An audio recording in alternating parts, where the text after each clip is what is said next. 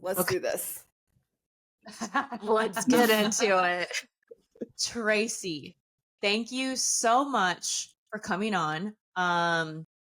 You are the creator of Moms on Mushrooms, and I want to.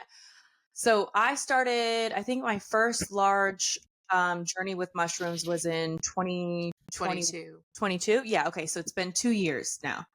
And you are one of the first people who I started following who is another like psychonaut mom in this space.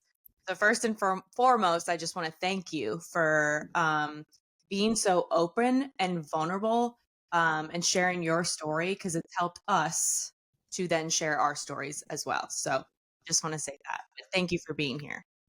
Thank you. It's a pleasure. I just thank the medicine. And yeah, that's amazing. I love hearing that. Yeah. So I guess my first question is, like, how did you get started in this space? Like, what brought you in this space? Yeah, well, it wasn't because I wanted to be here. I can tell you that. It was like, no, thank you. Sounds like a terrible idea to do this. Like, no.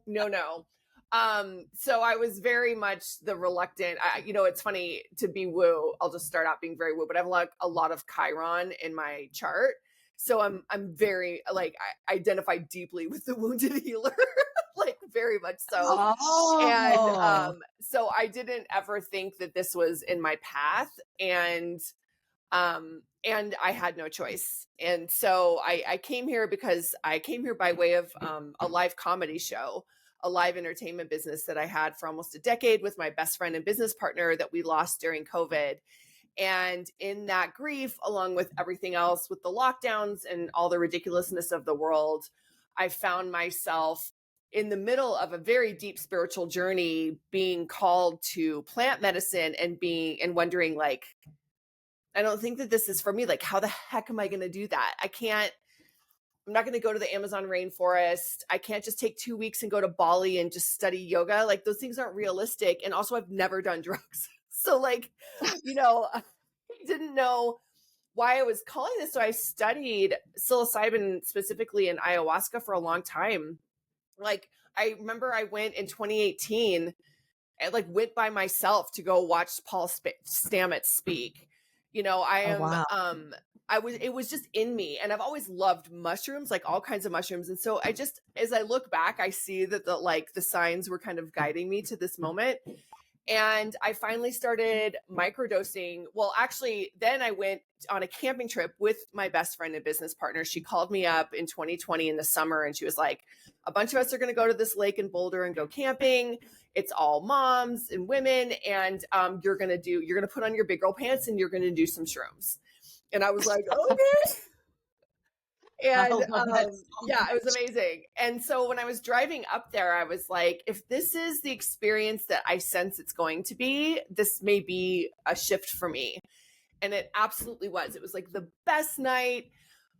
We laughed. I saw like every symbol ever written. I saw the grid over the earth. I reaffirmed my connection with God. I felt like all the things happened. Just, I don't even know how much I took. Like, ate some shrooms and we like chased it with Skittles, like total noobs. But I was like, this is it. Like, this is it. And then we camped, and my girlfriend and I were in her camper. And I just remember going to bed that night, and we just were like, just in such deep gratitude, not intentionally, just like was pouring out of us. We just talked about how much we loved our family and how grateful we are for our husbands and for each other. And I just remember like going to sleep smiling and waking up with my mouth hurting. And I was just like, what was that? And so I was hooked. And I remember calling my mother on the way back home, the like last person on the planet who I would have thought I would have called, like very never done drugs either. And I was like, Mom, this just happened and this changed my life. And I had also, just some backstory, I've had a history of stage 4 endometriosis since I was like 25 years old. I've had a billion surgeries, and which finally culminated in having to have a full hysterectomy when I was 41, like all my parts, everything taken, cervix, fallopian tubes, uterus, ovaries, all, I got nothing. And in that, and it was because I was like medically compromised at that point with all the adhesions. But my functional medicine doctor actually wisely, I believe, put me on Wellbutrin to transition into, because when you get everything taken out for a full hysterectomy, you go into surgical menopause. So I literally walked into the hospital, a normal, healthy 41-year-old, and woke up the next day with hot flashes. Like, that's how fast it happens. So I had instant menopause, and it was debilitating. And the Wellbutrin really helped what I'm sure would have been insane mood swings. And so I was super grateful to be on it, but I was like, when do I get off? What am I like without it? What's going to happen? And so after that journey, microdosing really just made a lot of sense. And I actually talked to her about it, and she was like, I think you should do it. I just can't tell you anything else, you know? And so I started, and I just felt like my life just go like this. And after working with it for quite a while, almost a full year, and I microdosed 5 days on, 2 days off religiously, like for 9 months straight. And I just felt healing, you know, navigating the loss of our business, navigating all of the things with continued COVID. I felt like things weren't sticking to me. They were just kind of coming up and out. And then almost a year later, almost to the day, my family, my daughter who was 9, our niece who is 18, and my husband, we were driving outside Aspen, Colorado. And at 11 a.m. on a Monday morning, we got hit by a drunk driver and got sideswiped. We flew into a barrier, flew 30 feet in a ditch, and landed in a ditch in the mountains, and had to like pull our kids out. I was like kicking the doors. I don't know. I honestly don't know how we survived. Like, I felt when we were flying, I felt hands go on the car and just like sit us down. And even the EMTs, when they arrived, they were like, we don't know how you guys are walking. And we were all really injured, but we did walk away. And, you know, the ongoing recovery from that, I mean, I was bruised from head to toe, like black and blue. Lying in bed, I even 48 hours later, I could feel it coming up and out, and I knew it was the medicine. And I think, like, as we progressed through our healing, navigating the trauma that just happened to my daughter, and my daughter walked out and had black and blue all in her stomach from the seatbelt, and like collapsed in the grass. And just, you know, what happened to her, I just was feeling like it wasn't sticking to me. And so it was like this constant confirmation that this medicine was like working in real time, and I was like seeing it happen. And then because of my daughter and my family and the trauma, I was like looking for a therapist, but good luck finding a child psychologist in 2021. Like, people wouldn't even call me back. Like, they won't even answer the phone. And so I was desperate to find someone for her to talk to. And through a myriad of like bizarre circumstances, was led to this woman who was like really hard to get a hold of. She doesn't answer the phone very much, but she works with kids. She's a shaman. And my daughter worked with her one time, but just like talk therapy, and walked out and was like, I'm good. I got it. I get it. I'm released. It was amazing. I went in and spoke with her. We talked about the accident for about 20 minutes. And then the rest was about plant medicine and different things. And 2 months later, I was on the floor with 3.5 grams of penis envy down my throat. And that was the beginning of Moms on Mushrooms. Because after that, I was shown that this medicine is for not only for me, but for mothers specifically. And that it is time to bring us together, like through this medicine. And afterwards, during integration, I was just meditating, and Moms on Mushrooms, MOM, just sort of like landed in my head. And I shot up, and I was like, well, that's genius. I mean, certainly someone's not. It wasn't me. It was not me. And so I like ran to the computer and looked for the URL, and it was there. And I was just like, really? God. And it took a lot of prayer and a lot of crying and a lot of saying no. And then it just was so obvious that, and then I really saw the path of like what we were doing with our comedy show, because our comedy show was for mothers, and bringing moms together to laugh about the things we have in common. And having heard mothers' stories and the evolution of motherhood in this modern age for the last 10 years, I really know what mothers are struggling with because I was there. I was listening to stories. And it just, I was just sort of shown that like what we were doing with comedy, it's time now to make it like get serious and actually start talking. And this medicine is the conduit. It's the web to bring us back together, to create that community we're missing, to create the vulnerability that we don't know how to access, to actually tap into true happiness that we have to learn. We have to learn that. And this is the way. And so I just started Mom. The fact that it's like, I remember when we found you too, or when we found you, I was like, that is genius. MOMS, like Right. MOM, Right. moms on mushrooms. Like, why didn't I fucking think of that? Right. Wasn't It's me. one of those like aha moments. I'm gonna edit this part out, but I'm gonna say, is there someone like hammering in your room? Is it bad? We're getting a new roof, and I was hoping you guys weren't going to hear that. It got, like, Okay, I just really wanna make loud. sure. I was like, so if someone's sorry. playing basketball next to I was just on a call and I was testing it to see if they could hear it, and it got like really loud. Now they stopped, but yeah, we're getting a whole new roof. Is it really bad? And I feel like I'm in yelling. moments it is, and then Can you edit that out? I don't know. I can try. Okay. I can try. Do you have a sound the engineer or anything? Me. Okay, I'm so sorry. I was hoping that you wouldn't hear it. There's an app that I can run it through that'll hopefully get it out. Okay. Cool. It comes and goes. It's weird. So Well, now that it's not here, they just stopped. It was like so loud when I was talking. Sorry. And you were saying a lot of great stuff. So I'm like, shut up. I was like, who is that makes a lot of sense. Okay, so that's how Moms came about, which is wild. And you talked about like the wounded healer. It's so funny because I think so many people, and maybe not anymore, but like 2020 was like the catalyst for a lot of people. Yeah. And that was the year like I met a shaman and she said I was a healer. And I was like, what the fuck? Like, I'm so fucking broken. Like, what does that even mean? I'm so broken. Yeah, no. Right. Like, how am I supposed to heal people? Like, what does that even mean? And then mushrooms happened in June. And then it was like after that, like it sounds like we're on the same trajectory. Like, holy shit. Why is no one talking about this? This is like what we need. Mm-hmm. And I also think the fact that like your group is specifically geared and catered towards mothers is huge, because I think I've said this in an episode before, but a lot of women come to me and they're like, my husband's this and my husband's that and my husband's this and he needs to do mushrooms. And I'm like, or you do it first.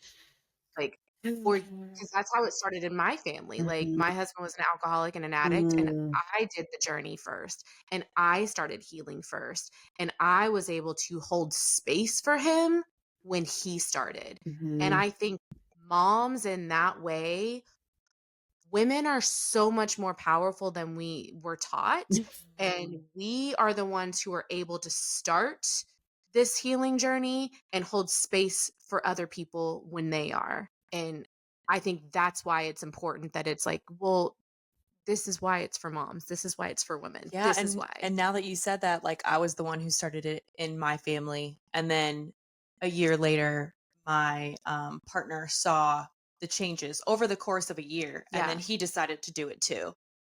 So that's a really good point. Yeah, which is, gosh, I mean, there's so much there. Like, I feel like it's almost cliche that I'm in that, like, I almost call it like graduate class of 2020. Like those of us who just were like, bing, okay, everything's different, And we owned businesses as well and closed our businesses and went through like a really rough time during COVID. Yeah. And then rough time. Yeah. Yeah. It had nothing to do with COVID, but everything to do with whatever the fuck that was. Like, we're like, you're still talking about COVID? Like, my life is falling apart. I was like, my least fear is having a fever right now. Like, that is fine. Right. Yeah. So no, I totally agree. And then it really just goes to show, like, Gandhi was right. Like, be the change, and lead by example is something I come back to, like, when I feel triggered or if I'm frustrated that someone isn't getting me or getting this medicine or is hesitant. I'm just like, all I have to do is walk the walk. All I have to do is show up in the space and, like, with the values that I have, like, devoted myself to. And if you have eyes to see and ears to hear, you will. And if you don't, our paths weren't supposed to cross. And it makes things like very easy and like really disappointing and difficult at the same time, because a lot doesn't work out in your favor when you show up like that. But for me, it just took the pressure off having to just scream from a mountaintop, and just, especially in my personal life. And, same thing, like my husband ended up doing a journey, he microdosed, and he gets it and he supports it. And, but I don't have to make people change. It's not the point. You just gotta do it. You just gotta do your thing. Yeah. Be the change. Well, and it kind of leads me to my next point, which is you're doing the Lord's work right now, because we have seen you on Dr. Phil. We've seen you on Fox News. We've seen you on, Good Morning America. So many interviews. And I love that you are the one who's like really getting out there and talking about it. But it's frustrating to watch the statements that people make or the questions that people ask you in those interviews. Like, do you think you're setting a good example for your daughter? Like, are you a good mom? Or one woman is like, well, what if you get addicted? Yeah, what if you get addicted? Did you microdose today before coming on this interview? So like the assumption that you're like fucked up. Yeah. Or just people who really don't know or understand the medicine, stereotyping you or labeling you or making assumptions, especially showing up and talking about this as a mother. Mm-hmm. There's a lot of stigmas to break. How do you handle that? Because for me, I'd be like, shut up. Shut the fuck up. Watch your mouth. You don't even know. Right. Yeah. And you handle it with such elegance and grace, and the conversation does need to be had. Yeah. And thank you. I appreciate that you see that. With all my wounded healer, I'm also a triple Aries. I don't know why I'm talking about my chart so much today, but like I'm also a triple Aries.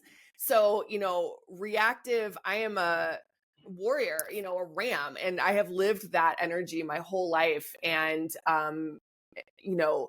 injustice or non-truths like are something that just can set me off. But I think, so all that to say is thank you. And also it's the shrooms. Like that is the medicine. Shroom stalking. The shrooms. Like we literally have a sticker at mom that says, thanks, it's the shrooms, because I say it so much. And it's, it's pithy and it's not totally true. I do a lot of work, but like it's the shrooms. And what I have been shown again is like when my heart just cracked open, I understood what grace and compassion like really means. And so every interview, and I've never had a publicist, all of that happened naturally. And I think it was just a matter of like right place, right time, and whatever. That's my dharmic path, I guess. It's not anything that I wanted. But I never really got triggered, because before every single interview, I would tell the people I was working with, like, thank you for having me. Like, thank you for at least letting the story be told. And I had to just trust that no matter how it went, and it was a little hard on Dr. Phil. Like, I have to say I was a little concerned after we finished that taping, but, and I'll tell you a funny story about that, but no matter how it goes, I know in my heart, because this is what's happening to women, especially right now in this moment, those with ears to hear, they will read, they will see it, they will see me talking, and no matter how it's presented, they'll get it. And that's the only mom I'm talking to. I don't need to convince haters. I can't. And I don't need, and psychedelics aren't right for everyone. And I don't need to convince those people that they're wrong, because they're on their own path. So all I need to do is talk to the mom who is at her wit's end, who has tried everything, whose soul is like screaming that there's something better out there, that she knows like deep in her DNA that this isn't the way. That's the mom I talk to. And so if you're going to be like a arrogant news host that's misinformed and is looking for clickbait, like I'll take it. It just doesn't bother me, because I'm just grateful to be able to share the story. And to the point of Dr. Phil, really quick, we left, and that was kind of like a complete, I did not know that the show wasn't presented that way, that it was going to just be about me and being a bad mother. Like I was supposed to just come on and be a voice about microdosing on a psychedelic panel. And I was like completely blindsided. And so when I left, I was like, what? My life is over. Went to the airport, like literally got in a car and drove straight to the airport to go back to Denver. It was just so fast. There was no time to think. I was at the airport I hadn't eaten all day. They gave us no food. I was there at 5 a.m. So it was like 4 p.m. at that point. I was like gorging a hamburger and admittedly a very large glass of wine because I was just so shaken. And I looked at my phone and 2 women in the audience had already found me and were like, thank you. We had no idea what this was about. This is everything. You changed my life. I've actually been working with microdosing, but was too afraid to talk about it. And you didn't deserve what you got. And I was like, done. We're done. It's already worth it. I would go back again. So holy shit. Yeah.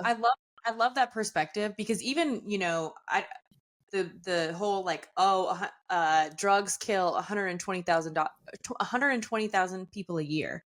And you're like, okay, but what drugs? What drugs?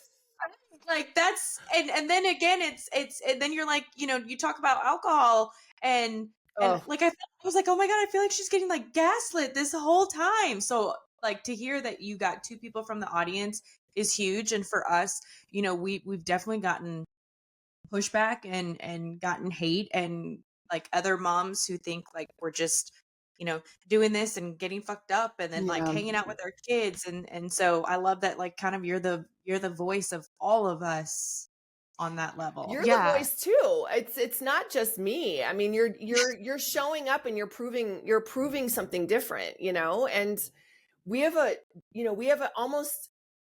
half of a century of misinformation rammed down our throats culturally at the federal level, like from presidents talking about this medicine. So there is decades and decades of fear and misinformation folded into everyone's reaction. So all we can do is just prove them wrong, right? Like that's all we can do. And I think we were talking about this earlier, like the reason we said you're doing the Lord's work, because we kind of forget, like we have this community bubble of people who get what we're saying, who believe in what we're doing, who also do what we do. And that's our audience. That's our community. But then you're going out here and reminding us that not everybody feels this way and not everybody thinks this way. And there's still so much misinformation out there that I tend to forget that like my little bubble is not the norm. So yeah. And you know, people another cultural thing I think we're unlearning is people just want to see moms miserable. I don't think it's intentional.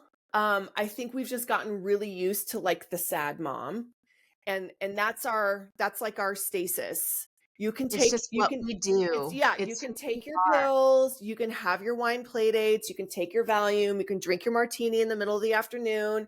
We'll put chloroform over you while you birth your baby. There's this history of anesthetizing mothers and keeping us at a level that's just shy of actually stepping into our power. Enough that, you know, we're kept sober enough where we can raise the children and do all the things, and we're fine. It's fine to be a super mom and be skinny and gorgeous and multi-successful and blah, blah, blah. But when you're truly empowered, which I believe is actual happiness and a connection to spirit, like when you tap into that, they're like, oh no, now you're high, you know, now you're messed up, or you're misguided, or you've joined a cult, all the things to just keep us back down. And so that doesn't even have anything to do with the drugs. That's just, I think, unlearning what we're allowing mothers to be, and women, but especially moms. You're right. That is a huge misconception, because we're like, we don't do mushrooms all the time like everybody thinks we do. Like it's really not like we're every week we're like, yeah, let's go get fucked up. Like it's the time. No. Yeah. That. So yeah, you're right. It's like, it's what happens in between those doses that really makes, I don't know, I don't want to speak for you or you, but like it makes me feel like I'm doing the right thing. it's the moments in between dosing where I'm like, I know I'm doing the right thing, It's because I clarity. would not be able to handle what's happening right now without the clarity that I have. And You're exactly right. sovereignty. You know your choices. You become aware of your values, what you care about, and you are clear. Like, the biggest irony is that we're not numbed out at all. Like, the mushrooms are the opposite of Right. numbing out. And if anyone just knew that, then it would you couldn't even argue that as like a thing, because you're more present than ever.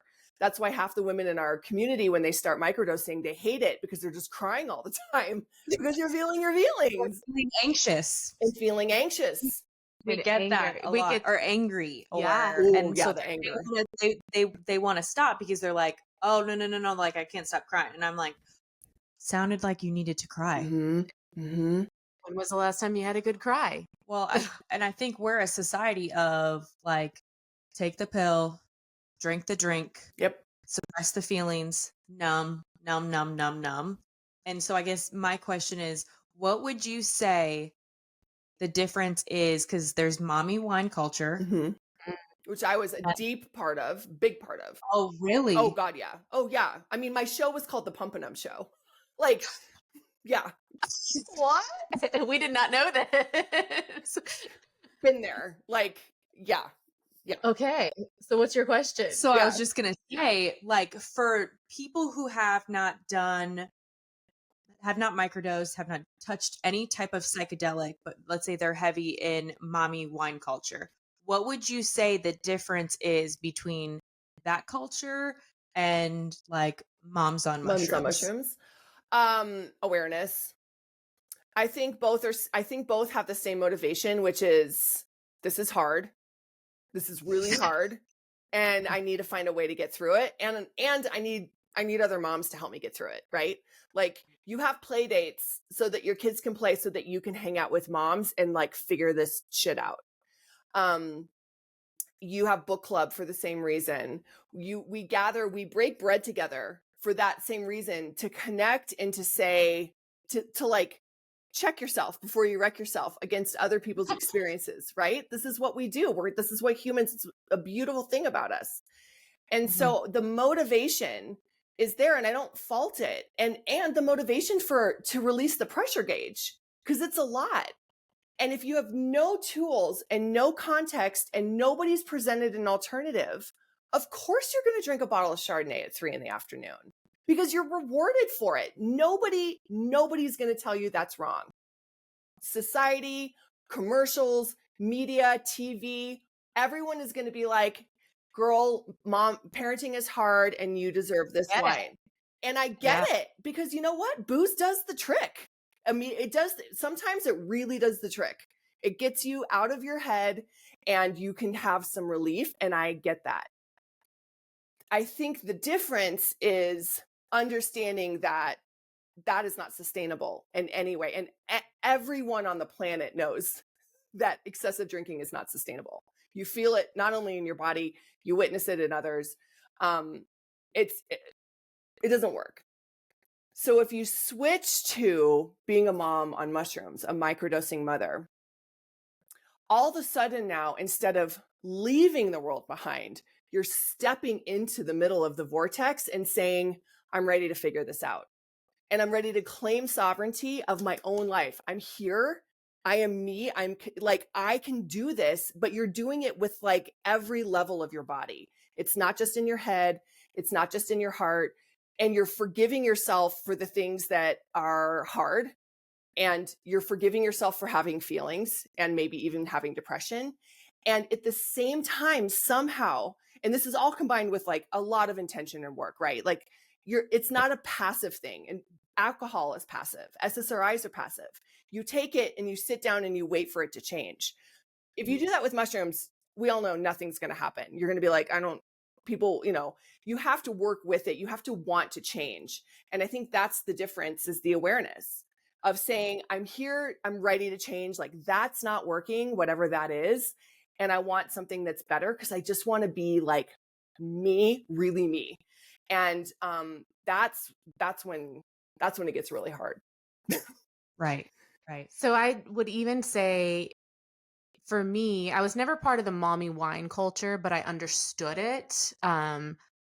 I think that since I found mushrooms, my community has changed. Like my mom community group has changed. Yeah. Like the moms that I relate to are different than the other moms, and I find it very hard to relate to the mommy wine culture the way that I used to. Yeah. And it's like we're on the same team. We're all moms. I get it. It's hard, but I exactly what you're saying. Like there's this like intentionality between or but with us doing what we do and saying we know it's hard. We recognize that, and we're doing something about it, Hmm. and we're trying to become better moms because of it. And we recognize that it's hard across the board, but we want to make changes to make it a little bit easier. And I'm going to hold you accountable. I'm going to help you and support you, but I'm not going to encourage you to continue down the path of least resistance. I'm going to hold you to your highest self. And that's what I find, like, when you kind of come out of that and move into friends do change, it's hard. It's hard to lose friends. Old friends don't understand you. You don't understand yourself. And then I do think, I say this all the time, and I can give another fun story about this, but like, I think the witches find each other. The witches are Ooh. everywhere. Oh, I love that. And we Where my witches at? find it. I'm like, and now it's like, because your third eye is right, your pineal gland's decalcifying. Like your intuition is legit coming back online. Like we say waking up in kind of this like global sense, but there's actual physiological, like your intuition is you are becoming more discerning. And so I will just see women and I'll just be like, you. Yes. I know People. you. I know what you're up to. Got it. You just know. Right. Right. So people see you, people see me, people see Leah, and they see where we are now. But we are such a society that is deeply conditioned to numb and to not feel things. And so going back to the microdosing, and then people who reach out to us and they're like, "Oh my God, I couldn't stop crying," or "Oh my gosh, I'm like so angry," Mm-hmm. and they don't. What advice would you give to someone like that who wants to just stop Stop. because they're starting to feel, and we're conditioned to not feel? Yeah. I would say that you have permission to be uncomfortable.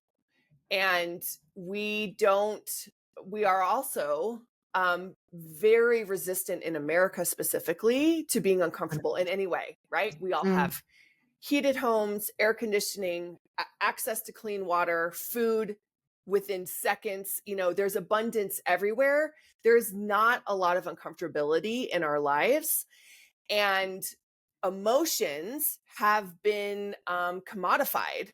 You either go to your shrink and you talk about it there, or you have a period of depression and everyone kind of tiptoes around you, or you're just that emotional person and you're labeled as someone who has feelings and like a little bit crazy. And so you have to give yourself permission to feel your feelings, and there's a lot of self-judgment that comes with that, and then it's not fun. So it's addressing your resistance to being uncomfortable. It's addressing your resistance to change, and then it's really saying, and then it's trusting that you're going to come through on the other side. Because the other problem is, and this is not, I'm sure you guys agree, and we all kind of say this, like SSRIs have their place. They are very helpful for a lot of people, but I think for a limited time. But what we've gone to is that the minute, and this is very potent for women postpartum, the minute someone starts to go, if we're going on a scale of 1 to 10 and a woman is like at a 7 or 8, here's your pills. Nope, we're stopping you right now. We are not going to let you go to a 10. We don't want to see it. We don't want to address it. We don't. And there's fear that if you go past the 10, there's like, you're going past a point of no return. But the truth is you get to a 10 and then all of a sudden you go back down to a 3 because you let it out. And you don't know that because we've never been taught that. We've been taught that we're hysterical and that is the pinnacle of what you can do. And so you have to just hold space for women who are crying and say, keep going and you're going to live like you're going to live. you know? Yeah. And of course there are outliers. And of course there's clinical depression. And of course there are. But the majority of people who have not had a good cry, and I talk to women in their 60s and 70s who say, I don't remember the last time I've cried, and I don't remember the last time I laughed. I don't remember the last time I laughed. We were just talking about this before you came on, about knowing somebody who's like, oh, I couldn't tell you the last time I cried. I don't think I ever saw my mom cry. And I cry daily. And I also cry Daily. in front of my kids. Oh. And I also, there have been times that like my husband and I are having a hard financial conversation and I'm just in tears and he just knows that like it's just an emotion now. Like it used to be like, what's wrong? Why don't you want to talk about this? I'm like, listen, I'm feeling it. It's a sad. hard conversation and I'm having an emotional reaction to it. You can keep talking. I'm going to keep listening, but I'm also going to keep crying. And it's okay. Like it's just an emotion. Like it's not a big deal. So And it does have to do with the body. Your body needs to release it. It's stressors. I mean, we're learning so much. And so if you don't remember the last time you've cried or laughed, like what is that doing to your cells? You know, like it's compacting. I mean, we know that you have to make up sleep, right? We know that. If you are sleep deprived, like you actually bank sleep. So you have to make it up. Like why wouldn't that apply to anything else like emotions? So someone who, and I know the answer to this, but I want to hear it from you. I have my own answer for this. Someone who hasn't had a good cry or who doesn't let emotions out or who suppresses and numbs and keeps it all in, how are some of the ways that that shows up in their life that are unhealthy? Well, you know, first, I think that easily triggered. You can't deal with the small things because again, that's like that compounding effect. So you trip over the carpet and it's easy to go into victimhood. You know, it's the carpet's fault. You know, this is the worst day on ever. It's easy to cast blame externally and then that's like rage. And it's like, it's an effort to get that out of you, right? That, but what you need to do is, and I just did this. I tripped on a stair. I was carrying a box we're moving and I was carrying a box outside and I was tired and I tripped down the stairs and I fell and I like somehow like ricocheted like in between a door and it was like really sad. And I fell and it hurt so bad. And I was on the garage floor and I just was like, and I had like a total temper tantrum and I just cried like a kid. And I sat there for like 5 minutes and I just cried. And then I got up and went inside and no one knew because I just let myself cry. I didn't have to be stoic about it. It was dumb and it hurt and I was embarrassed for myself and I just needed to cry. I love that. And it's probably why I tripped. I probably needed to cry the minute I woke up, you know? But we need to get this I out need of to her. get it out. So I don't know if I'm probably making a really long answer, but did I answer? Yeah. And I also think like when you do that, sometimes the anxiety shows up. So like what you're saying, like the little things that trigger someone that like sets them off, like they would probably say, oh, that's just my anxiety. And then we move in, this is the second thing. Thank you for reminding me. Then we move into like the glorification of anxiety, the glorification of worry. And we wear, especially women, especially mothers, this martyrdom idea that like, well, I'm just a worry wart. I'm just a mother hen. I worry. It's this glorification of a trauma loop. And so you wear your defenses as a badge of honor because you're so scared to fucking cry. Holy shit. I mean, that you're right. Yeah. And I feel like too, like men can feel anger all day long. It's very normalized. So normal. But if a woman is angry, if a woman is sad, we have a hard time holding space for women. Mhm. And I find that to be very interesting. Like if a woman is like, women can't be angry. No. And women are real angry. Like, it's very, and I think let's give humans like some grace, right? Like it's heartbreaking to see a sad woman. Like truly, It's heartbreaking to see a woman in pain, because we are yin, we are heart energy. And so when you see that breaking, we have a visceral reaction to it. And what we've done, and I think this is probably like the age of like science and industrialism, is we've tried to fix it. We were in our masculine. So we're like, okay, she's sad. We got to fix it. We got to make her unsad. And the motive there is perfectly genuine. It's just we took it way too far and we just created like robots. And we became fearful of the thing that is our superpower, which is feelings.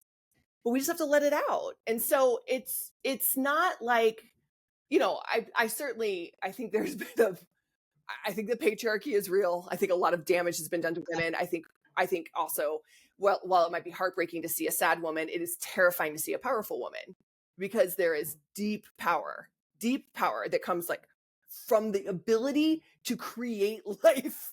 I mean, of course that's intimidating, you know? So there's obviously been, you know, I think efforts to tamp that down. But you're right. But some of it is just, we don't have any tools. We weren't given the tools. And so it's just a misunderstanding, and there's fear on both ends. There's fear on expressing emotion, and then there's fear at witnessing emotion. Wow. Reach. Yeah. Oh my God. So you talked about the first time that you did a journey was 3.5 grams. Have you done more large journeys since? And have you dabbled with other psychedelics? I'm just sticking with shrooms right now. And cannabis. I've actually had some really profound psychedelic ceremonies with cannabis and breath work that have profoundly changed me in ways that mushrooms haven't. And really created a deep, I was actually just talking to my daughter about this while I was curling her hair. It's a long story. She's like, I know, Mom, you've told me about cannabis, but like, I was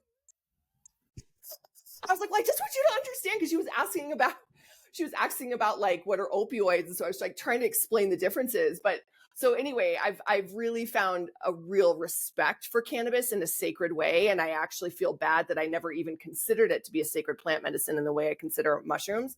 But otherwise, no. And have I done more? I think so. Sometimes my guide, she just like intuitively throws it in the tea, and I don't really know what I have, so it's hard to say. And I'm really I always say I'm like brought up by medicine women, like that's how I'm being raised, and that's where my training is. And a lot of that is just intuitive, and there's not a lot of like discussion. And for me, it's a real exercise in deep trust and surrender to just like take what I'm given and know that that woman is here for my highest and best. And so I just don't ask. But I love that. Yeah. And I've also had profound journeys on like 1.5 grams, you know? I think I'm just like, I did a journey and I was on the floor crying, of course. I was like, I looked up at her and I was like bawling, and I go, I think I'm just put on this planet to take mushrooms. I mean, well, so I don't know. Do you know much about human design? I'm a manifesting generator, if you couldn't tell. Yeah, makes sense. Yeah. What is your profile, or what is your energy type? Sacral. Or are you? What are your numbers? I think I'm a 4/6. Okay, so it's a 4/6. It's like a people person in the wise sage, I think, or people person might be 2. Anyway, I got to look that one up. So I'm asking this because Christine and I are 3/5s, and we both are experimenters and liberators. So when you're going to tell us something is going to work for us, we're going to be like, I want to try it. But I'm saying that because we have dabbled in so many different modalities and psychedelics, but we always say, but mushrooms are that's your medicine. Yeah. And they're home. Mushrooms are home to us. They will always be home to us. It will always be the thing that I trust the most. Yeah.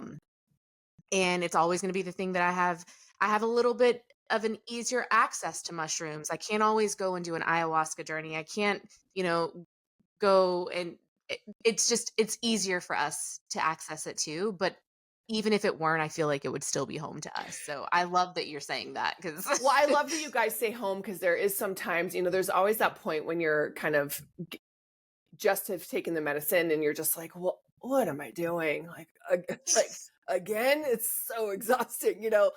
Like, I'm doing this again. What was I I thinking? know. And then there's this point where I'm like, oh, I'm home. Like I'm Yes. home. And I think if you view our statements from a religious context or from an external context, it can be very triggering or feel very fake, or even dangerous to make that statement. And even my, like, having grown up in a Christian home, and like, it feels like we shouldn't be allowed to say that an external substance can bring us home.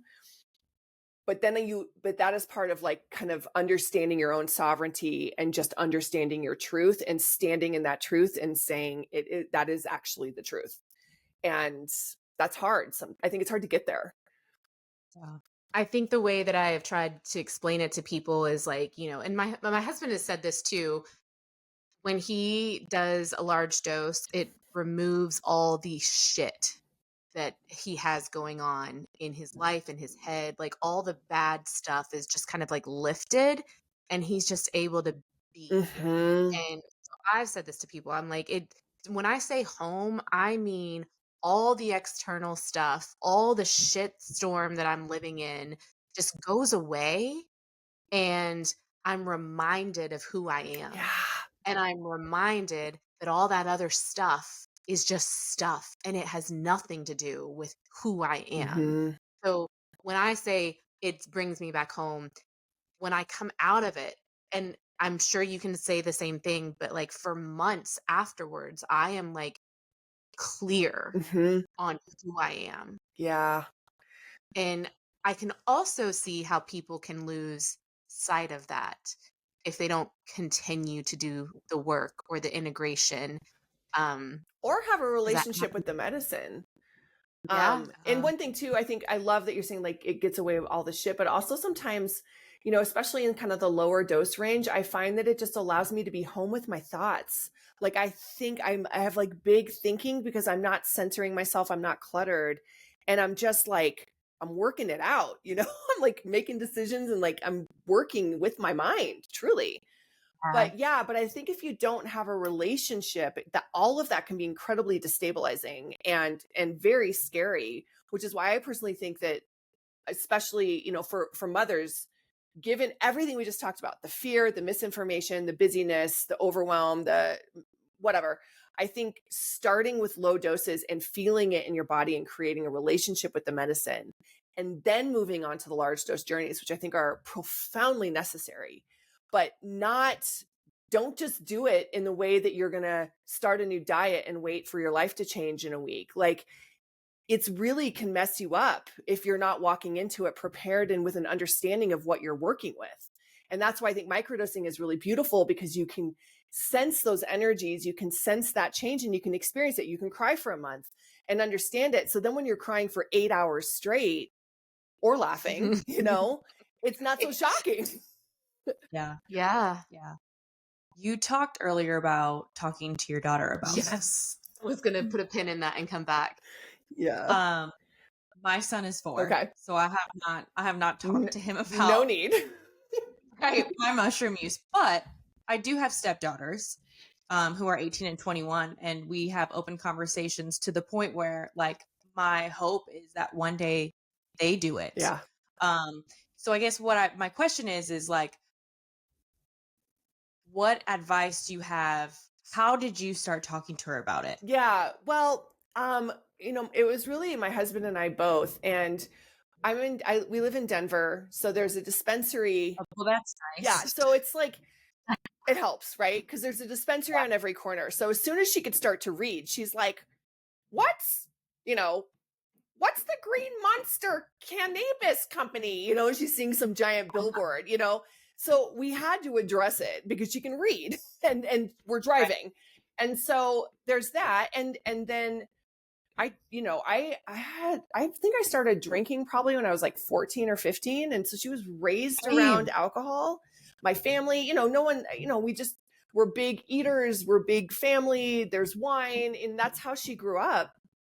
And so we were just like, she's been going to the liquor store since she was a baby and is around all this. And we never shied away. Now we really work hard not to get too tipsy or alter our state around her, because I think that's really scary for kids and it's concerning. And I have done it, and it's a lot of regret that I have. And I think a lot of what microdosing has helped me kind of heal. But we just were like, well, we talked to her about this stuff, so why wouldn't we talk to her about mushrooms? And more importantly, this is the point, right? Like, this is how we change. This is how we change. Because if I can raise her not being fearful of it and understanding the truth and showing her and leading by example, then when she's at a party and it's between like alcohol, cannabis, or mushrooms, you know, where I sit, I'm like, maybe don't do any of it, but please take the mushrooms. Like, please don't drink. Don't even know what's in it these days.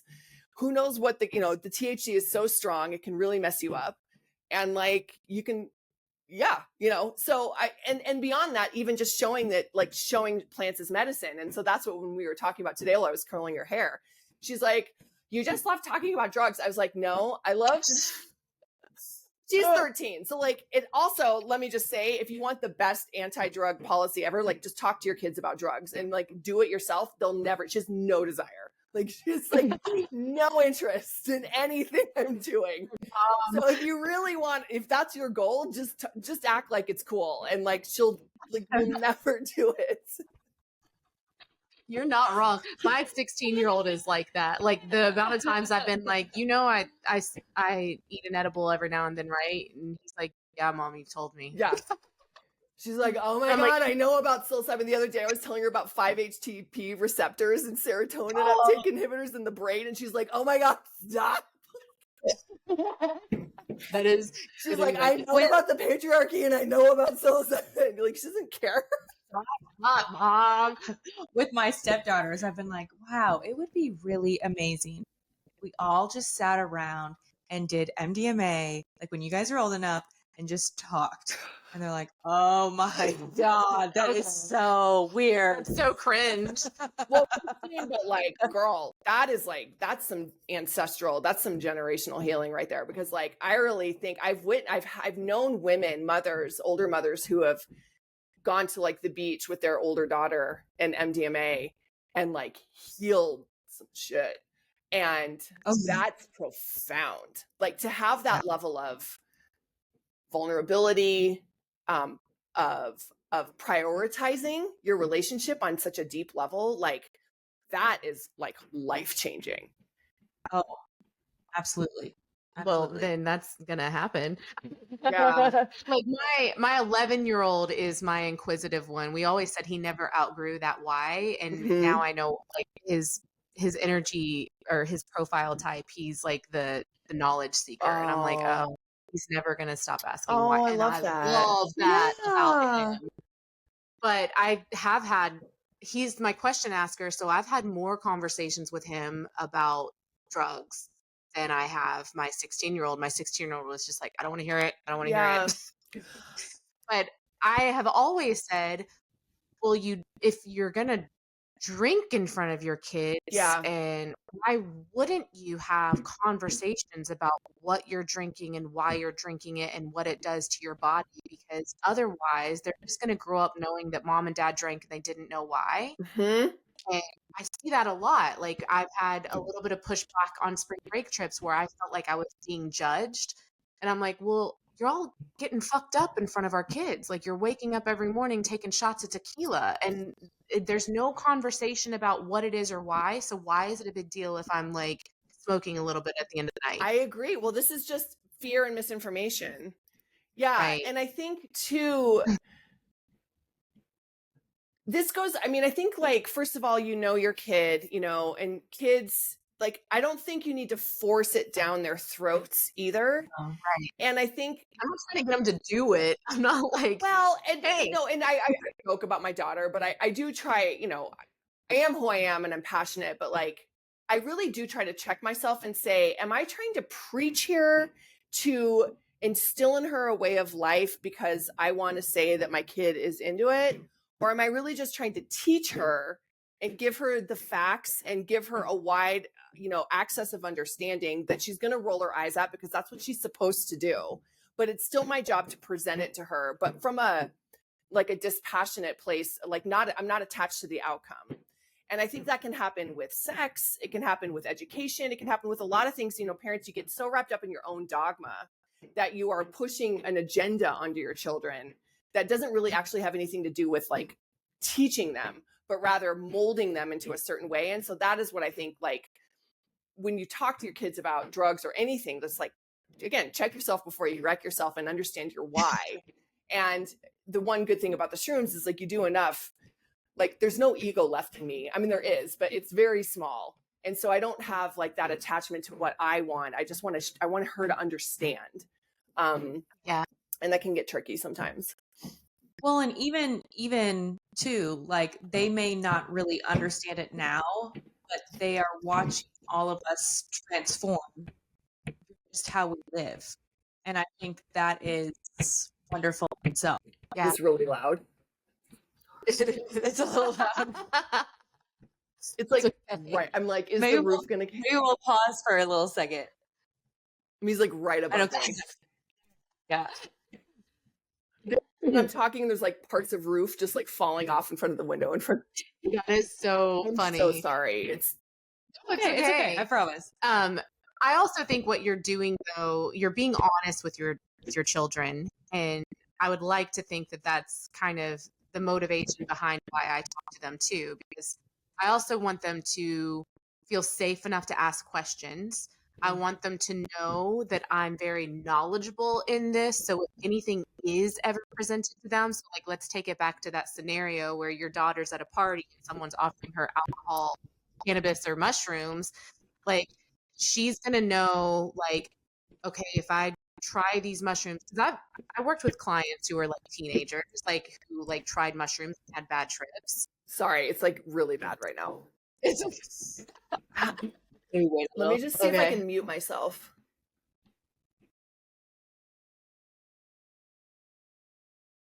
That was so good to be talking. Can you hear me though? Okay. So I've worked with like clients. I used to own a waxing boutique, so a lot of them were moms who would bring in their daughters, and I've talked to daughters without their moms in there, and they're like, yeah, I did shrooms last weekend and got so messed up and had a bad, so I think you talking to her about that is going to set the example or set the precedent of like, okay, someone's presenting me with this, but I know that if I do too much of that, and I also know that like there's something with set and setting and I should do this safely, like she's going to start remembering these conversations, like instead of it being like our parents did and drugs are bad, okay? Like, yes, but know what, like knowledge is power. That's like the big thing. So I want my kids to be able to come to me with questions, and I want them to ask questions themselves. So I don't think it's a bad thing to talk to our kids. But to your point, Kai's 4. Like my daughter's 7, doesn't ask me anything, but the older they get, I will talk to them about it in the way that they're able to understand it when they're ready. Yeah. And I will, I'll be really honest here. I have a niece who's just about ready to graduate high school, who is like my second daughter, and like witnessing her just go through high school. When she was around 16, I was like, oh, well, were we giving her wine at Sunday dinner? And that was my initial, even now. Yeah. And I am, I'm like, is she going, are you going to parties? Are you drinking? And part of it is like, I want to like help her. And, I try to like weave in, like, don't, take care of yourself and make good choices. Not that her parents aren't, but it's always good to hear it from a different source. But I noticed about a year ago that my instinct was to just encourage her to drink because she's an American teenager. And that is even from someone who doesn't really drink that much anymore. And then I was like, whoa, like that's some deep programming. That's some really deep programming. And what if we just told our kids that you don't need to get fucked up when you're in high school? Like, it's so dumb. It does so much damage. And also understanding the kids want to experiment, like you're in that age, but like really reframing the entire conversation around that. And so when you, like you're saying, like teaching them and presenting the facts so that they know when they're at a party, but also like, what if I raise my daughter to say, you know what? I actually don't think drinking at a party is a good idea. I actually don't think that that's a good thing. And if you are hurt socially, like those aren't your friends. Those are bad things happen when kids drink. They die, and it's not, I don't need to be the cool mom telling you that that's okay. And it's just, we're watching Gossip Girl right now. It's just like so amazing and so bad. But I'm just like, God, this is such toxic. It's on television. It's everywhere. These kids are drinking martinis and they're like 17. Oh yeah, and they're in high school. Oh God, they're in high school. They're smoking weed every day. They're drinking, whatever. Being And hard. it's really programmed in us what we allow our kids to do. And so, yeah, I mean, reframing out the alcohol conversation and also educating on psychedelics and dispelling the fear, I think, is a big task that we have in front of us as parents. Yeah. Speaking of fear, what was something that you were scared of before you took mushrooms? And what did you realize about that fear after you took mushrooms? I was scared of everything. I was scared my brain was going to drip out my ear. I was afraid. I was scared I was going to become possessed. I was afraid I was going to go insane. I was going to lose my mind. I was going to become a drug addict. That I was somehow compromising my morals in a way that I couldn't walk back from.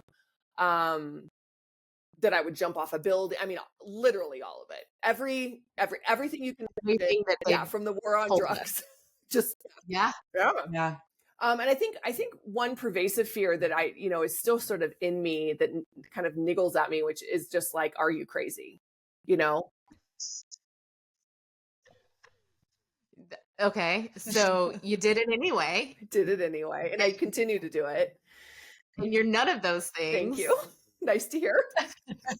If you're crazy, we're all a little bit crazy, and I tend to gravitate towards the people I used to think were crazy anyway. So I'm like, I'm okay with that. Yeah. I'm okay with being the weird woo-woo spiritual weird friend who's into mushrooms and psychedelics. I know. Yeah. And there is, and you got to take it on, you get some side eye sometime. It's not great. And I think I can be a little didactic about things at time when I don't need to. And that's just part of my work and my shadow. And again, I get excited about things and I like to talk about it, but what I'm learning is what I'm into right now isn't the norm. And it has a lot of context around it that is framed in a lot of fear and a lot of bad things, right? Like spirituality can lead to a cult. Spirituality can lead to dark entities. Like those things are all real. And along all of those paths, you have your ego to contend with. And if you teeter on the side of like wanting more power or feeling like you're better than this righteousness, which can happen in any situation, whether it's religion, Christianity, Buddhism, drugs, it doesn't matter. Like the idea of righteousness and feeling better than is part of like what we all struggle with as humans. And so to acknowledge that is like step one. And then to come back to your own sovereignty and just say, this is who I am. And I love me, my crystals. Judge me if you must. Isn't going to change, Hurting anybody? I ain't possessed. Like I ain't hurting anybody. Like, so. Fine. Okay. So I love every bit of this. And what I feel like we really want to talk to you about and get into is what moms provides to your community. What is moms? How is it helping other moms? I'm like saying, what is moms? What is moms on mushrooms?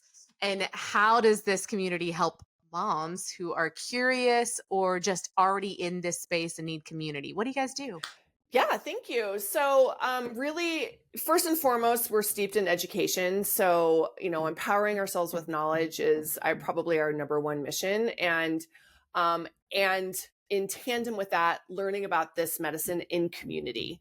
And so we're kind of like threefold. The first gateway is just our online community, our private membership. It's $2 a month. So it just keeps out the trolls. Wow. And it's kind of like Facebook for moms on shrooms. But again, kind of my vision for that was that we don't need someone telling everyone how to work with psychedelics or what to do. Certainly not me. And if we just created a space, a garden, if you will, where people can come in and plant their feet, we will grow together. We will figure this out together. And so it's called The Grow. And it really is just to get moms talking to each other. So all day, every day, there's just posts and conversations of women figuring it out together. And it's for the woman who maybe is terrified but curious about microdosing or even psychedelics and just wants to circle the pond and witness. And it's also for the woman, who's been working with this for years or decades even, and maybe hasn't found a community, but also has some wisdom to give, which is incredibly valuable. So that's our online community. And then we just have like courses. Like I actually have like a microdosing 101 for moms, like for people that are just tell me how it is. And so it's a lot of, science right up until your brain starts to hurt, explaining what it is all through the lens of a mother, like mom to mom. And then kind of why would we do this, and kind of setting the foundation and looking at it. We really try to look at psychedelics from a 360 degree, like a multidimensional lens, because again, shrooms aren't going to change your life. We know that. Like it takes so many things. And a lot of times, one thing I'm really protective of is the medicine, just as I'm protective of mothers. So we try to teach that it's not just starting to microdose. It's also like looking at your sleep and how much water are you drinking and how much caffeine did you have? Like don't blame shrooms for what sugar did, right? But you have to like really look at that. And so like presenting a holistic approach is kind of what our microdosing 101. Then we also have a macrodosing for moms that just is like, why would I want to take this large dose? What does it mean? What is a shaman? What is a Reiki? Demystifying things. And that course has like interviews with just normal moms, not shamans, not healers, just normal moms who you'd see at the grocery store that have done large dose journeys and sharing their experience. And again, I think just to level the playing field, that not everyone has to look like they're from Coachella to work with psychedelics. You can just be in sweats and have a messy bun and like having, be integrating. Like you don't have to be a certain way. And also just explaining how to prepare for it. And again, intentionality. So those are kind of our self-paced course. And then our foundational offering is like a 3.5-month course with 10 women or less, where you kind of create your own intentional microdosing practice, because microdosing isn't really rocket science. Like it's not, I think we think it's like this complicated thing, and it's really not. For us, it's more understanding how it feels in your own body and giving yourself permission to create your own practice. So I don't think we need another dude in a coat giving us a protocol. I don't think we need to do these things. I think you can figure it out for yourself. Just don't take it take some days off. Don't take it more than 5 days a week, and know your why. And everyone's why is different. And don't just throw it down your throat. Like maybe just look at it before you put it in your mouth. Maybe say a prayer, maybe take a breath, maybe go on a walk. And so, but that's a lot of unlearning. And then inside that, in that container, we allow ourselves to peel back those onion layers as we experience them. And you're learning about microdosing, not only from your own experience, but listening to your sisters who are having a different one. And one thing that's really crazy in our 3.5-month course is how much mothers instantly judge themselves against someone else's experience. Like, well, she seems to be having a great time and I'm not. So I'm like failing at microdosing. I'm doing it wrong. And there's so much gentle unlearning that has to happen. And we just kind of hold that space and just say, like, just throw everything you know about doing something out the door and just try to like work with your heart, listen to yourself, so that's what we do. The unlearning thing, I want to touch on that for just a second. I think a lot of people coming to us who have never microdosed, who have never touched a psychedelic, they're coming from a space of being medicated and having very specific instructions, and this is what you do, this is how much you take, and this is every day. So it sometimes I feel like when you're new to this space, that's a good thing to have steps and structure. But then we always tell people, and then you can get to a place where you're just doing it intentionally. You're like, your practice is like whatever protocol works for you. And they're like, well, what does that mean? And we'll like, you'll get there. Like, sit with it for a little bit. Like, you can follow the steps, you can follow the protocol, and then once you're familiar with it, you're going to get to a place where you trust yourself to do what you're supposed to do with it. So Yeah. I And don't I know. think that's very feminine. I mean, I see a lot of like, no offense, but like bros in the psychedelic space that are like, you've got to microdose and do your cold plunge and then eat your meat. And like, you know, you got to do an hour of cardio and then you got to meditate hard. And I'm just like, oh my God, like, no, it's too much. We have had so many bros come after us in the comments. It's always the bros, dude. But I think it's a testament that there maybe needs to be some more women in this space. I was just texting a mentor before this call and I was like, we really need the women to step in. Not from a sexist place. I just see it going. We're repeating the same patterns, which is fix it, do it on a schedule so that we take out any unknowns. That comes again from a genuine place. This works, so do it over and over and over again so it doesn't break again. I get it. Yeah. But this is softer, gentler medicine. And it doesn't work that way. It's not linear. Like psychedelics aren't linear. So don't try to put it in a box. And like I freaking die for Paul Stamets, James Fadiman. Thank you. Thank you for what you've done. And also stop beating us over the head with the damn protocol. We don't need it. I love that. You know? So it's really just about empowering women to trust that like they can do this in the way that works best. That's what for I them. do, but I would also love to empower men to do the same thing. Like, you know, y'all don't have to jump in a cold plunge 7 days a week. Like you can be softer, and I want to empower men to cry and feel their feelings. Like how many men do you talk about on microdosing that say, I cried for a month? You don't. They're like, I was productive. I freaking started a business. You know, like, it's like, there's no softness that's allowed. I mean, and I know they want it because people are begging us to do dads on mushrooms, which we're going to do. But like, it's going to be, oh, I love it's going to be a big slap in the face for dads. Like you're not going to be a freaking, you're not going to write code for the new app. Like, it doesn't. Are we speaking to my husband right now? Mine too. Yeah, literally. I love that. When is that expected to kick off? I don't know. Would anyone like to invest? Okay. I feel like we need some funds at this point. Lunch. Like, who's out there that wants to write a check so we can just do dads on mushrooms? Interesting. Well, Tony. That definitely needs to happen. Yeah, right? I am glad that you touched on about like people, like you don't have to look like you're going to like Coachella to like do this, because we've talked about this before, but there's like the Huberman like avenue, and then there's like you look like you're going to like Burning Man. And so again, we have not really fit in either of those boxes. No. And we've gotten hate on both sides because it's like, well, you don't look like this and you don't fit this stereotype. And it's like, are we? Yeah, it's 2024. Like, it's like, exhausting. And I'm like, isn't the point for us to be who us? We are? Right? Like, I'm not trying to go to Burning Man and do the whole festival stuff. I mean, that'd be cool to do. I know, but like, still want to do I need to lose like 150 pounds, and where do they get those clothes? Like, it's way too much pressure for me. It's on tape, okay? Everyone just keeps saying like we need a mom camp. Like when we just go to Burning Man in like pajamas and serve tea to everyone. Like that's like I can't deal with all that. Like it's lame. Yeah. So down.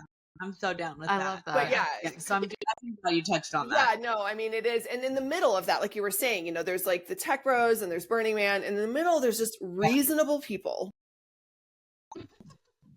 It's like celebrities. They're just like us. Like, no, we're just like you. No, you're just like, reasonable people who want to have an elevated experience in this precious gift of life that we've been given on this Eden of a planet. Like, you want to pay attention. There's a bunch of people that just want to pay attention and like actually soak it up. And and also I get it if you want to start dressing different, because you start losing fucks about what people think of you, you know? Mm-hmm. Like, I can't fit any more piercings in my ear. I don't know why I'm doing it. I like it. Like, I don't know, like you change, and I don't give a shit if my parents or my grandparents or my in-laws like don't like it. Like, it makes me happy. Those things are great. Right. And so you express yourself and wear the clothes you want. And I get hippies. Like, I get it. but also to feel like you have to fall into some label again, or that you're not doing it right. Like to give hate, like are you taking the medicine? Like, how could it, I don't even understand how it works. How could you do that? That's what we wonder. We're like, aren't we supposed to be on the same team? I thought we were on the same team, dude. And Yeah. you're mad that you're mad for what? Why are you even like, why do you even care? You know, and that's, I think one thing we struggle with, and people get angry with us because we really don't tell you what to do. It's not my place. It's not my place to be even a psychedelic expert. I'm just not, you know. I mean, I've got decades of training under my belt. I don't even think I'll start serving. I was shown I'll start serving when I'm like 63, because and my teachers are like, no, you can do mom. You are not serving. You need 100 more. You know, my teacher's like 100 journeys before you even think about sitting with someone else, because you have to know your landscape, and there's experience, like knowledge and wisdom. That stuff comes with time. So I just don't know how you could be angry at someone. And so we really don't tell you how to be or what to do, or even that you should dedicate yourself to your life to psychedelics. Like, that's not the point. The point is happiness and change, however you get there. And it looks different for everyone. Yeah. I love that. How has your family responded to you doing all this? Because you just mentioned your parents and your grandparents and all of that, and your niece, and have they been receptive to it, or do they think you're like just batshit crazy now? There's a lot that unfortunately aren't speaking to me, and it's really sad. And my mother has been deeply supportive, and we've had beautiful, long, expansive conversations exploring things, and she's really, like, it's so wonderful to witness a wise woman like questioning her own beliefs and putting her ego aside and just exploring different schools of thought. My mother, my sweet little Scottish mother-in-law, is like my biggest cheerleader. She just gets it. And I think that, like, most women, if they're actually honest with themselves, and I have like neighbors across the street who are, in their 70s and stuff, that are just like, go, go, go. Like, I wish I had this when I was your age, So I would say overall it's been, positive, and there's been some people that just don't agree with me and think I'm causing harm. And that's sad. I don't want to cause harm. And I'm not in it for any other reason except I think moms need help right now. So what are you going to do? I love that you're saying that, because I think a lot of people in this space struggle with that, and we don't talk about it in every episode, but I can almost guarantee every interview we've ever had with anybody in this space has struggled with people not speaking to them because of their convictions. And I think the difference is you and us and those people have just accepted that. And it's part of the price that we pay to empower other people. Yeah. And I find that, like, thank you for challenging me to find out what I care about and what I believe in. That level of judgment is a big mirror for me. It poses itself as a big mirror. And so I have nothing but gratitude for the opportunity to become very clear in my values. And so if that was like our roles as we walk this life together, if that was our roles, like, thank you. And all I can do, and this is between me and God, literally, that's how I view it, is I keep saying this to you guys, like, I just check myself before I wreck myself. Like, I gotta keep my shit clean, and I gotta keep it real with God. And as long as I feel like that's in alignment, and these days, if I step out of alignment, I'm shown pretty quickly, something comes back to kick me, and I ricochet between steps and have to have a cry. I can reflect, but judgment sometimes makes you very clear on who you are. And that's a gift. I love that. Thank you, Tracey, for stepping into the world of mushrooms and sharing with the world your gift. And like we said earlier, like you are doing God's work, because that is some badassery that you can go up against these people, and everything you're saying is spot on, and there are people who believe in what you're doing. So thank you for that, and thank you for creating this space for everybody. Where can we find you on Instagram and your website? Yeah, Moms on Mushrooms official on the IG, and our website is momsonmushrooms.com. That's pretty much where we are. It's been such a pleasure. It really has. Likewise, like it's so I'm so like, what a job, like the best day ever, you know. Literally, Come on, like our jobs. I can bitch about it all I want, and I'm also like, we just talked about psychedelics for an hour and a half, and that's my like loved every second. You're our people. We're your people. Amen. You know, we get Amen. it. Like, yes. And to all of our listeners, stay curious, be open, and we'll see you guys on the other side.